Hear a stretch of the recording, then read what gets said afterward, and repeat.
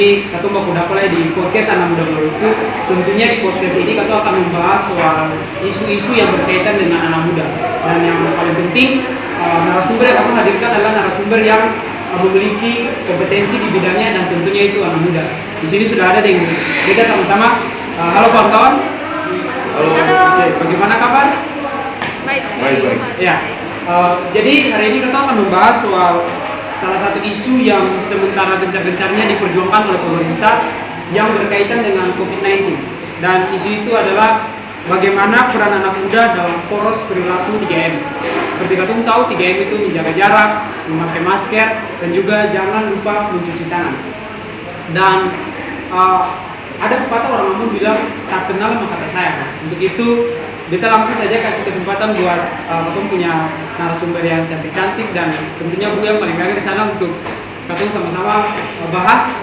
Perkenalkan diri dulu kita, mulai dari yang sampai Beta dan Ica, silakan.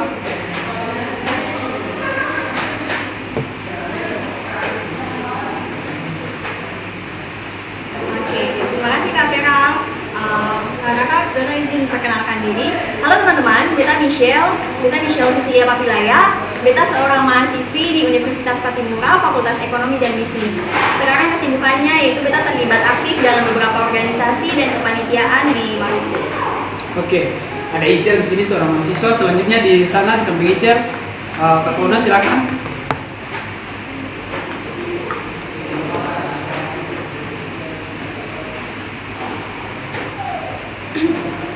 Halo teman-teman, perkenalkan Beta Dr. Gracelia Kiwen. Teman-teman boleh panggil Beta Ona. Beta baru saja selesai internship. Beta seorang dokter baru selesai internship dari Kabupaten Aru, Kota Dobo. Terus kesibukan Beta sekarang, Beta adalah seorang dokter volunteer di Yayasan Pelangi Maluku. Itu saya dari Beta. Dokter di sini. Terima kasih Ibu Dokter. Selanjutnya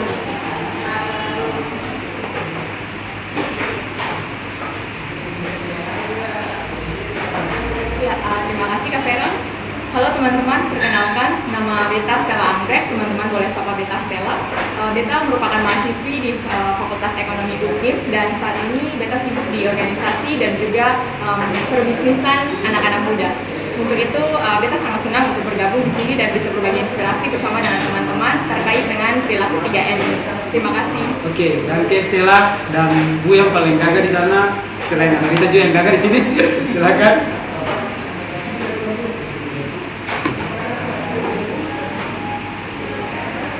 Oke, thank you, saudara. Beta Johannes Riki Lumun, sering dipanggil Jo.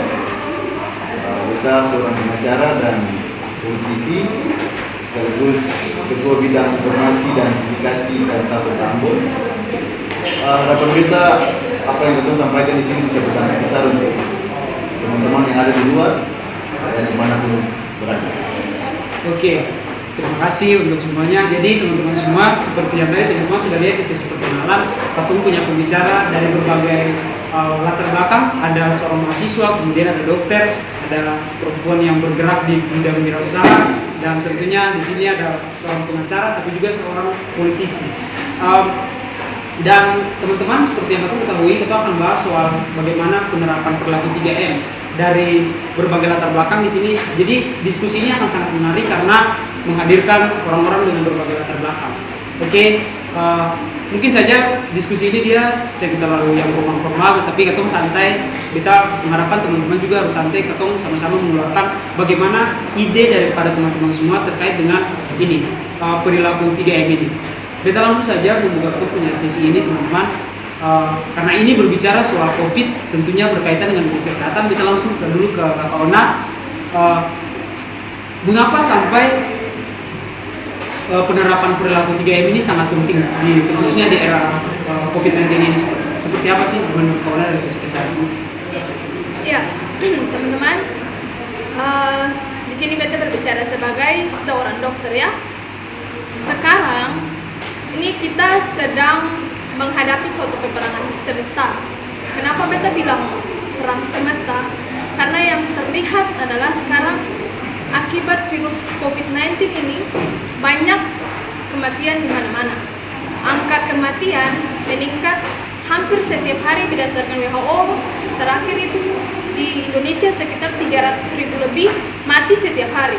Di dunia sekitar 37 juta mati setiap hari. Meninggal dunia. Nah, kita tidak tahu pertahanan tubuh kita sampai di mana, kekuatan tubuh kita sampai di mana, dan kita juga sebenarnya tidak tahu virus ini dia kuatnya sampai di mana, kerjanya bagaimana, meskipun sudah ada banyak penelitian yang mengatakan bahwa virus ini dia seperti ini dan seperti itu. Untuk itu kita memang cuman bisa menghadapi dia secara bersama. Seharusnya masyarakat adalah titik poros garda terdepan untuk sama-sama menghadapi virus ini. Nah, dokter dan tenaga medis lainnya itu adalah benteng pertahanan yang paling belakang. Jadi masyarakat, khususnya anak muda, yang secara kita tahu bahwa jumlah anak muda itu jumlah kita ini yang produktif itu sangat banyak, sangat besar, lebih besar dibandingkan dengan jumlah usia yang non produktif, misalnya anak bayi dan orang tua. Untuk itu sama-sama kita harus bergerak untuk menerobos perubahan perilaku, yaitu 3M ini, yaitu memakai masker, menjaga jarak, dan mencuci tangan. Setelah kita sudah sama-sama hadapi ini, nah kalau ada yang memang kita bilang bahwa sistem pertahanan tubuhnya itu lemah, nah mereka dan sakit, mereka itu yang akan ditangani oleh dokter. Tapi selama kita bisa berperang, ya kita harus berperang dengan perubahan perilaku ini. Ya. Oke, jadi menarik, sepertinya ada semacam perubahan paradigma. Dari yang seharusnya dokter berada di depan, sekarang justru selaku anak muda kita harus berada di depan untuk memproklamasikan ini. Oke, baik, terima kasih. Ona, kita ke Kak Jo dulu. Apa pandangan Kak Jo kalau lihat dari segi politisi, kemudian dari backgroundnya sebagai seorang pengacara, apa pandangan Kak Jo terkait yang sementara gencar-gencarnya diterapkan oleh pemerintah ini soal perilaku 3M ini seperti apa? Iya, jadi yang menjadi poin dasar dari perilaku 3M itu ialah bagaimana memutus mata rantai penyebaran COVID-19. Sebagai politisi Partai Golkar, kami mendukung pemerintah. Gitu. Posisi pemerintah hari ini adalah sebagai steward atau penyelenggara negara. Gitu. Masyarakat seyogyanya harus menjalankan posisinya sebagai inspra atau peran serta masyarakat. Nah, gitu. Sehingga hari ini kalau penyelenggara negara tidak didukung dengan peran serta masyarakat, maka apa yang dilakukan negara itu pasti chaos. Nah, sehingga yang dilakukan pemerintah hari ini artinya melakukan langkah 3M. Bagi beta secara pribadi, 3M ini dilakukan bukan cuma soal adanya pandemi COVID-19, tetapi 3M ini hal baik. Yang pertama, mencuci tangan. Siapa yang bilang bahwa mencuci tangan itu hal yang tidak baik? Oke. Yang kedua, soal bagaimana menggunakan masker. Pengendara ketika dia ada di jalanan tanpa adanya virus COVID-19 pun, masker ini hal yang baik untuk kesehatan. Soal bagaimana debu, soal bagaimana polusi. Lalu yang berikut soal bagaimana menjaga jarak. Nah, sehingga bagi saya secara pribadi pun bukan cuman karena adanya COVID baru hal 3M ini dilakukan, gitu. Tapi hal mencuci tangan, menggunakan masker dan menjaga jarak ini hal yang baik, dan setelah vaksin COVID ditemukan juga, ya kita tetap harus menggunakan masker, tetap harus mencuci tangan, gitu. Nah, sehingga dampak saya sebagai pengacara hari ini itu banyak hal yang kita pelajari. Misalnya di dalam proses persidangan hari ini, teman-teman atau klien kami yang ada di dalam tahanan, mereka tidak bisa didatangkan ke pengadilan. Nah, itu kita via Zoom, gitu. Yang menjadi persoalan, psikis seseorang itu dia akan berbeda ketika ditanya langsung dan dia akan berbicara di depan kamera, gitu. Nah, sehingga bagaimana kajian hakim, dia bisa melihat bahwa apa yang disampaikan oleh saksi ini benar atau tidak, apa disampaikan oleh terdakwa ini benar atau tidak, karena dia tidak bisa melihat langsung, dia cuma melihat dari layar. Oke, terima kasih Kak Jo. Jadi ada satu hal menarik yang kita tangkap dari apa yang Kak Jo sampaikan, bahwa sebenarnya kebiasaan perilaku 3M ini seharusnya bukan saja diterapkan pasca adanya COVID-19, tapi harus menjadi kebutuhan manusia yang harus dilaksanakan secara terus-menerus. Walaupun COVID sudah berakhir pun kita harus tetap melakukan itu. Oke, baik. Terima kasih. Sebelum itu kita ke Michelle dulu. Kalau bicara COVID, tentunya yang paling berdampak ini adalah mahasiswa juga, karena aktivitasnya harus dilakukan secara online. Kemudian sekarang kan banyak mahasiswa yang protes bagaimana mereka harus bisa beradaptasi dengan situasi kayak lomba kan harus biasanya dilaksanakan secara langsung, tapi sekarang dialihkan secara online. Kira-kira dari Michelle sebagai seorang mahasiswa, bagaimana sih COVID ini bisa menghantam keberadaan mahasiswa dan apa yang harus dilakukan sebenarnya oleh mahasiswa? Sebenarnya dampak COVID ini tuh sangat terasa oleh semua mahasiswa di seluruh penjuru kayaknya. Dan bukan hanya mahasiswa, tapi seluruh jenjang pendidikan turut merasakan dampak dari pandemi ini. Sehingga mulai dari aktivitas pendidikan, kursus-kursus di luar yang pendidikan formal, dan bahkan aktivitas kemahasiswaan yang seperti aktivitas kepanitiaan, organisasi, dan lain sebagainya sangat-sangat mengalami dampak dari pandemi ini. Tapi itu lagi, setiap ada bencana pasti ada hikmahnya. Untuk itu sebagai mahasiswa dituntut untuk secara kritis mengelola bencana ini atau memiliki kemampuan untuk manajemen risiko dari bencana ini. Misalkan mahasiswa dituntut untuk lebih produktif. Kuliahnya melalui media online. Kemudian untuk tuntutan mahasiswa tetap aktif berorganisasi dan berprestasi. Di sini semakin banyak peluang pada saat pandemi ini. Secara pribadi kita sendiri merasakan dampak atau keuntungan dari adanya pandemi ini. Semua berawal dari teknologi. Jadi tidak hanya pelajar, tidak hanya mahasiswa, tapi semua pemuda dituntut untuk melek teknologi. Karena peluang datang dari sini. Begitu pula dengan kita, bisa jadi berprestasi, bisa dapat banyak kesempatan, keuntungan juga dari teknologi. Jadi pandemi ini bukan hanya bawa bencana, tapi bawa berkat juga untuk para pemuda. Jadi sambil memakai teknologi, kita juga mempromosikan apa yang disampaikan oleh pemerintah soal menjaga jarak, karena kita kan dilarang untuk misalnya ada dalam pertemuan yang besar. Terima kasih. Selanjutnya, tadi sudah semua dari berbagai latar belakang. Ini yang biasa dibilang yang paling berdampak, dan kalau sekarang pemerintah lagi gencar-gencarnya mau mendatangkan investor dengan omnibus law-nya, ini nih orang-orang yang sangat terdampak. Kita langsung ke Stella dulu, kira-kira seberapa penting 3M ini dan bagaimana penerapannya dalam kondisi sekarang, apalagi sekarang kan harus beraktivitas melalui media sosial misalnya. Apa yang dilakukan sih dari Stella selaku anak muda?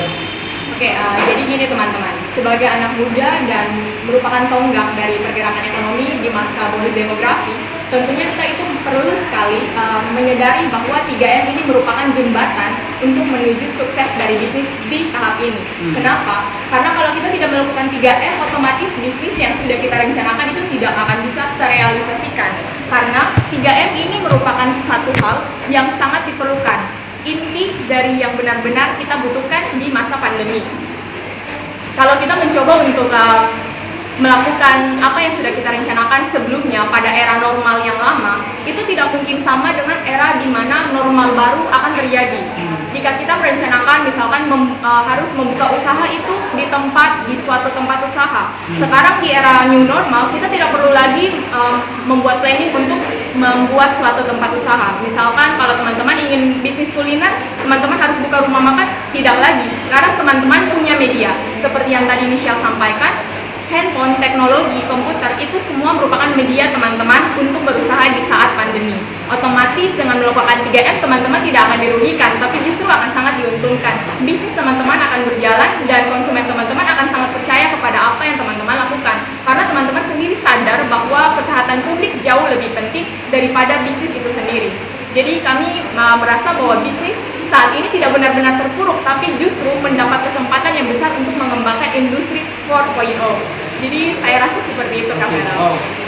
Terima kasih Sarah, pemikiran yang sangat luar biasa. Jadi bagaimana selaku anak muda kita harus bisa memanfaatkan situasi. Jadi kalau yang sekarang mungkin COVID dianggap sebagai sebuah masalah, justru kita harus meminta otak agar bagaimana lewat COVID kita bisa tetap produktif. Luar biasa sekali teman-teman. Jadi dalam diskusi pertama kita semua sepakat bahwa perilaku 3M itu sangat bermanfaat dan harus sama-sama kita terapkan.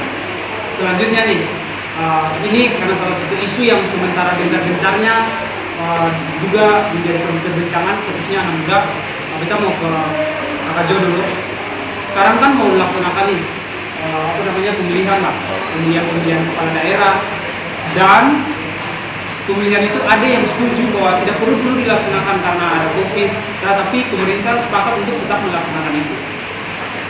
Kita mau ke Kakak Jo, bagaimana pendapat Kakak Jo soal ini seperti pelaksanaan pilkada ini? Kira-kira menurut Kakak Jo apakah ini baik? Kalau baik, bagaimana penerapannya di dalam implementasi pemilu? Iya, jadi kemarin pilkada kan awalnya itu dilakukan pada bulan Maret, ya ditunda lagi bulan Desember, tanggal 9 Desember. Kemarin ada wacana yang disampaikan bahwa mau ditunda lagi, ya. Tetapi yang harus dipikir baik bahwa Indonesia bukan cuma mengurusi soal pilkada, gitu. Ada kemaslahatan lain yang harus dilakukan. Gitu. Karena kalau ditunda lagi pilkadanya, maka terjadi pembengkakan anggaran lagi. Gitu. Nah, makanya pilkada tetap harus jalan pada 9 Desember nanti. Yang akan mengikuti pilkada itu ada 4 kabupaten kota di Maluku, Kabupaten Aru, Kabupaten MBD, Maluku Barat Daya, Kabupaten Kabupaten Buru Selatan sama Kabupaten Seram bagian timur. Nah, 4 kabupaten ini yang akan melaksanakan pilkada. Yang menjadi tantangannya ialah bagaimana para pemimpin atau para calon mempersiapkan strategi kampanye. Karena kan yang kita tahu kampanye tidak boleh berkelompok, berkerumun, kan harus menjaga-jaga jarak. Nah, jadi ini bagaimana masing-masing calon itu yang akan bertarung dia memainkan perannya secara baik, ya, dengan tetap menggunakan masker, dengan tetap menjaga jarak dan tetap mencuci tangan, gitu. Nah, sehingga semisal di Kabupaten Aru, nah itu para kandidat-kandidat di Aru itu menarik karena dari semua kabupaten kota di Aru itu cuma 2 petarung, jadi 1 lawan 1, gitu. Nah, sehingga di sanalah adu strateginya sangat kuat. Nah, jadi masing-masing kepala daerah itu dia masuk dari lorong ke lorong, gitu. Dia memperkenalkan diri dari kompleks ke kompleks. Tidak lagi dia pergi dan bikin tidak ada lagi kayak gitu. Nah, sehingga memang kita yang ada pada era ini, kita tidak pernah berpikir bahwa hidup nanti ada ketemu sama masa pandemi. Ini kan dia mengglobal, gitu. Sehingga bagi beta sih corona ini bukan cuma bencana, tapi dia bagaimana kita sebagai anak muda menciptakan ide-ide, gitu. Dengan salah satunya 3M itu. Jadi walaupun di masa pandemi tapi hak politik kita harus tetap jalan. Tapi di satu sisi juga kita harus mendukung apa yang menjadi program daripada pemerintah itu sendiri. Wow, luar biasa teman-teman. Oke, kita mau ke Kakak Ona dulu, Dokter. Kalau bicara soal 3M, pasti ada orang yang sepakat untuk melaksanakan itu. Tapi juga biasa kita jumpai di lapangan ada orang yang menganggap bodo amat. Untuk apa kita pakai masker, mencuci tangan, menjaga jarak.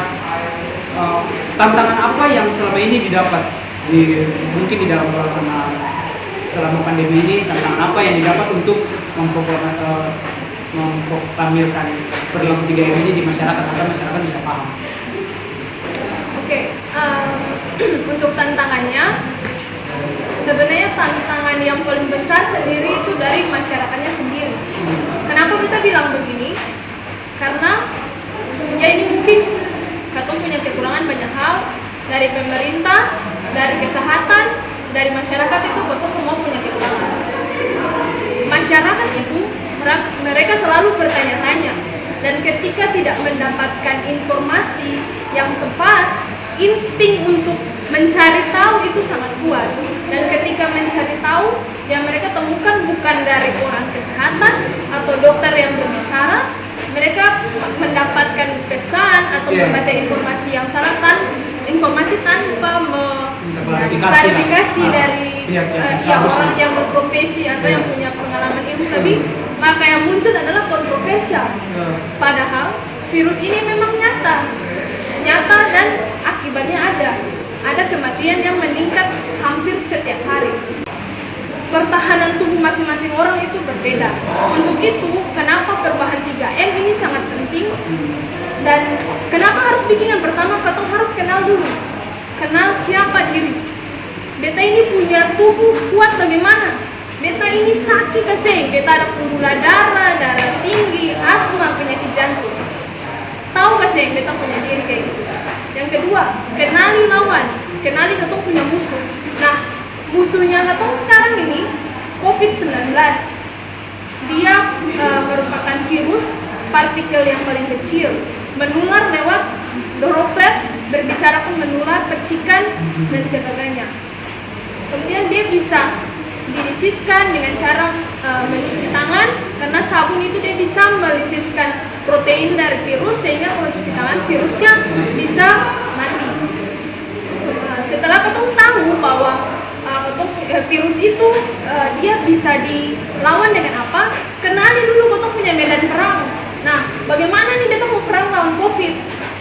Nah, pemerintah bikin pakai masker, jaga jarak, cuci tangan.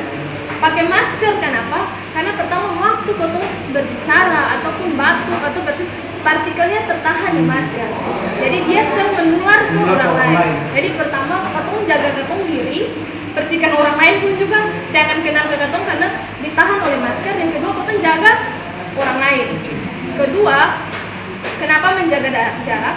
Karena ketika bersin atau batuk itu jarak 2 meter dropletnya keluar. Kalau bersin 6 meter. Jadi memang katong harus jaga jarak supaya ketika ada orang yang batuk atau gila katong tidak langsung terpapar secara nyata tidak langsung terpapar oleh virus itu. Kemudian yang ketiga, mengapa mencuci tangan? Karena waktu bersin batuk, virusnya itu menempel di benda atau di tempat-tempat yang paling umum kita pegang. Nah, ketika ketong pegang, kumannya akan tertempel di ketong punya tangan. Nah, setelah itu mungkin ketong mengucap mata, memegang hidung dan sebagainya, makan tidak cuci tangan, virusnya akan masuk ke tubuh kita. Ketika masuk ke tubuh kita, ya kalau selama pertahanan tubuh kita kuat, kita mungkin tidak terinfeksi, ataupun terinfeksi tapi tidak ada gejala untuk orang yang anak muda biasanya. Nah, kalau orang yang sudah tua, rentang usia sudah tua, terus sudah punya penyakit bawaan, nah dia akan langsung untuk menginfeksi lebih cepat. Maksudnya bukan dia menginfeksi, dia memperberat keadaan klinis dari orang tersebut. Nah, dan satu hal yang mau kita sampaikan buat di sini adalah jangan sampai orang terdekat atau katong sendiri harus merasakan dampak dari virus itu. Maksudnya kehilangan orang yang paling katong sayang, keluarga, baru katong mau mengakui bahwa virus ini nyata. Sedangkan ada orang lain termasuk beta yang punya lukanya sangat dalam akibat virus ini. Dan untuk itu satu tantangan terbesar untuk beta untuk tetap melayani di tengah pandemi, tetap fighting lawan virus ini, tetap berjuang. Nah, saat katong berjuang, beta juga butuh tongkat-tongkat yang lain untuk berjuang, yaitu anak-anak muda. Karena anak-anak muda itu mau tunjuk eksistensi yang baik, mau di politik, di bagian usaha, bagian pendidikan dan sebagainya. Nah, kalau katong lihat dalam perilaku di tengah pandemi ini, yang paling banyak aktif itu sebenarnya malahan anak muda. Kalau orang tua lebih banyak beta di rumah juga, beta takut keluar ibarat COVID, panik dan sebagainya. Kalau anak muda, beta sehat, beta keluar saja, yang penting pulang mandi bersih sudah aman. Tapi keluar tuh seng pakai masker, seng jaga jarak, dan akibatnya rantai pemutusannya itu susah untuk diputuskan. Yang ada peningkatan kasus hampir setiap hari. Untuk itu pola perubahan perilaku ini beta ada kasihkan IAI. Jadi I adalah iman. Jadi bagaimana kita mengimani Tuhan, berdoa, tetap beribadah, karena semuanya balik kan yang di atas untuk punya Tuhan. Kemudian yang kedua, aman. Aman artinya tetap jaga jarak, pakai masker, cuci tangan. Kemudian imun, yaitu tidur cukup, 7 sampai 8 jam per hari, tetap olahraga yang teratur, yang perlu olahraga yang keras, tapi yang penting ada olahraga 30 menit dalam satu hari, konsumsi vitamin, terus minum air putih. Itu saja. Minum air putih 1 sampai 2 liter per hari. Oke, ini bukti nyata bahwa COVID ini benar-benar merupakan masalah bersama, bukan saja masalah individu, tapi ini menjadi masalah secara komunal. Ya, jadi kita ke Stella dulu. Jadi sekarang tapi selaku anak muda kan dituntut untuk bekerja dari rumah, dan ada anak muda yang memanfaatkan situasi ini untuk hal yang positif, tapi juga ada yang tidak. Kira-kira nih, menurut Stella, apa pendapat Stella soal kondisi seperti itu, dan mungkin bisa juga disampaikan karena Stella seorang yang aktif dalam wirausaha, mungkin kiat-kiat buat anak muda, hal apa saja yang harus dipersiapkan untuk menghadapi COVID, terutama harus produktif di dalam bidang usaha itu seperti apa? Jadi teman-teman, sebagai generasi muda yang saat ini harusnya kita stay at home dan memanfaatkan waktu untuk lebih produktif, kita melihat peluang yang ada di saat ini tuh tergantung semua dari teknologi. Jadi ketika kita sudah menyadari bahwa peluang itu ada dalam genggaman, lalu mengapa kita harus memanfaatkan peluang itu hanya untuk hal-hal yang bersifat tidak ada profitnya, tapi justru bisa untuk dimanfaatkan sebagai sesuatu yang menghasilkan profit, bukan hanya bagi teman-teman, tapi juga orang lain. Peluang apa yang sangat besar ada pada saat pandemi ini adalah teman-teman melakukan bisnis online. Jangan berpikir bahwa teman-teman harus butuh modal besar, tidak, karena bahkan bisnis online itu modalnya sangat kecil. Teman-teman bisa mulai dengan menjadi dropshipper misalnya. Teman-teman tidak perlu menyediakan stok barang, bahkan tidak perlu menyediakan modal untuk membeli barang-barang yang akan teman-teman jualkan. Tapi teman-teman bisa langsung memajang foto-foto dari pihak pertama dan teman-teman hanya selaku perantara. Tapi teman-teman bisa meraup keuntungan dari hal tersebut dengan memanfaatkan teknologi. Teman-teman merupakan generasi yang memiliki pengetahuan tingkat tinggi, bahkan ahli di bidang teknologi yang notabene-nya orang tua atau generasi lainnya itu tidak begitu mengenal hal tersebut. Itu adalah satu kunci, itu merupakan kelebihan teman-teman yang teman-teman harusnya manfaatkan untuk bisa memberdayakan diri teman-teman dan juga orang lain. Ketika teman-teman sudah bisa menjadi dropshipper yang cukup terbilang sukses, teman-teman bisa mengajak orang lain atau bahkan di sekitar teman-teman sendiri. Misalkan kalau Beta sudah jadi seorang dropshipper yang sukses, Beta bisa ajak Kakak Ona, meskipun sebagai seorang dokter, Kakak Ona bisa tetap melakukan pekerjaan ekonomi tersebut, bahkan dari rumah sakit misalnya, tetap dengan menjalankan tugas, tapi juga bisa berdayakan ekonomi kita itu agar tidak benar-benar down atau benar-benar mengalami resesi itu sendiri. Jadi sebagai teman-teman yang punya andil di bidang teknologi yang cukup tinggi, jangan pakai untuk hanya melakukan TikTok lalu mengikut tren-tren yang tidak berguna. Tetapi teman-teman manfaatkan TikTok itu misalkan untuk sebagai media promosi. Bahkan teman-teman bisa loh untuk mempromosikan apa yang sekarang ini sedang kita promosikan. 3M itu teman-teman bisa promosikan sambil mempromosikan produk yang akan teman-teman perjualbelikan. Jadi Beta rasa sebagai generasi muda harusnya kita tuh seperti itu kan, ketimbang menggunakan teknologi hanya untuk sesuatu yang tidak berguna. Oke, baik. Wow. Kak Ona tertarik untuk jadi dropshipper. Oke, jadi luar biasa. Tertarik di rumah sakit tapi bagaimana makan? Oke, jadi luar biasa. Jadi yang Beta tangkap bahwa walaupun kita bekerja di rumah saja, tapi kayak tadi dokter ya jadi dokter, tapi dia juga bisa memanfaatkan situasi ini untuk mungkin bisa bergabung jadi dropshipper atau memanfaatkan media sosial, membuka usaha lah gitu. Wow, luar biasa teman-teman. Nih kita ke Icel dulu soal sekarang fenomena tadi disinggung juga oleh Stella, TikTok, kemudian itu kan paling banyak terjadi khususnya di kalangan mahasiswa. Apa yang Michelle pikir soal itu, dan apa yang mau Michelle bilang buat teman-teman yang kalau misalnya ada kedapatan teman-teman seperti itu mungkin dalam lingkungan Michelle, apa yang ingin Michelle sampaikan? Kalau dari kita ya, satu kata saja mungkin kebijaksanaan. Sebagai seorang pemuda atau sebagai seorang yang terpelajar atau sudah punya ilmu, dan otomatis pandangan masyarakat itu ini orang yang bisa dijadikan panutan, apalagi anak-anak muda yang menempuh bangku pendidikan formal. Termasuk dalam TikTok. TikTok itu kebijaksanaan saja. TikTok tidak selalu berkonotasi hal-hal negatif, tetapi dapat kita lihat peluangnya. TikTok dan aplikasi atau platform media digital lainnya yang dapat kita lihat peluang positifnya. Misalkan melalui TikTok kita dapat, tadi kakak Stella sudah sampaikan bahwa melalui TikTok kita bisa mempromosikan perubahan perilaku 3M itu. Melalui platform media digital lainnya kita bisa mempromosikan aktivitas perekonomian kita. Sehingga aktivitas digital itu tidak memberikan dampak negatif, tapi tergantung daripada kita sebagai seorang pemuda atau sebagai seorang users itu sendiri. Bagaimana kita bijaksana dalam menggunakan media digital dan memanfaatkan teknologi yang ada itu. Oke. Satu lagi ini yang paling menarik juga yang perlu ditanyakan untuk Michelle. Sekarang kan kuliah online, artinya tidak perlu tatap muka dengan dosen. Apa yang Michelle coba untuk gali dan Michelle punya diri agar bisa beradaptasi dengan kondisi seperti ini? Karena kita tahu berhadapan dengan media yang baru tentu butuh waktu yang sangat lama. Apa yang bisa lakukan sih untuk menghadapi situasi seperti ini? Sebenarnya sih untuk aktivitas perkuliahan atau pendidikan formal melalui media online itu sangat sulit untuk kita bisa melakukan kontak yang lebih intens dengan para pengajar atau para tutor itu.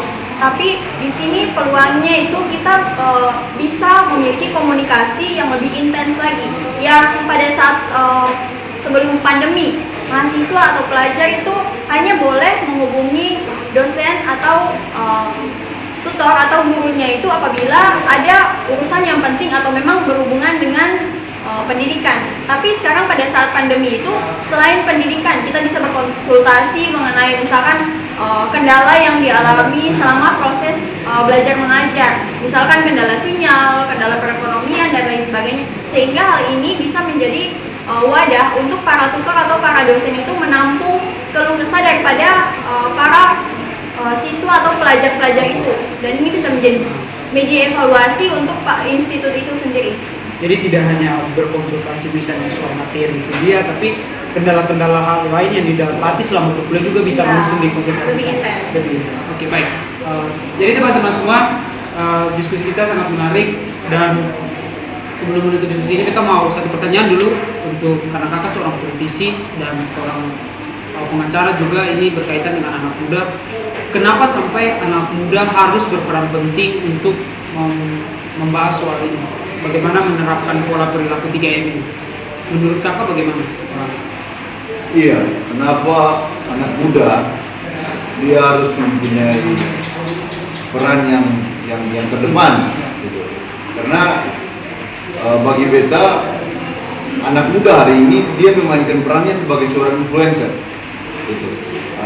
Ketemu berani taruhan influencer mungkin lebih dari 50 tahun gitu.